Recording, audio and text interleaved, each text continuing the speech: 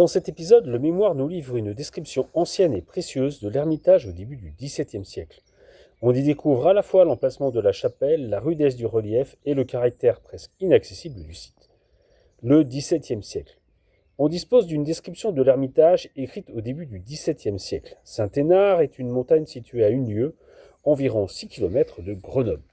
De tout temps, il y eut une chapelle bâtie dans le roc sur 8 à 9 pieds, 2,6 à 2,9 mètres de large, fondée sur le titre de Saint-Léonard qui, par corruption, a été nommé Saint-Hénard. Cette montagne est tout à fait inaccessible excepté du côté du couchant où il y a un chemin fort rampant et de difficile accès qui commence du côté du Sapé. Il y a encore un autre sur l'extrémité de la montagne au-dessus de Coran appelé les coulots, que l'on peut dire être des degrés que la nature a taillés dans le rocher par où l'on puisse aller en assurance ou effort quand l'on y passe. L'on monte toujours par degrés sur le bord de précipices qu'à peine ose-t-on les regards de crainte de mesurer leur hauteur.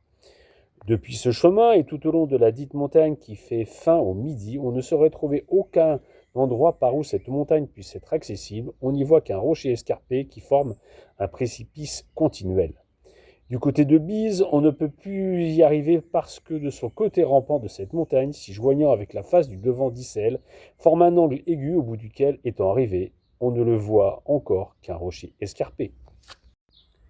Voilà pour ce 13e épisode. J'espère comme moi que vous aurez continué à apprendre des choses. On se retrouve très bientôt pour le numéro 14. Ciao, ciao!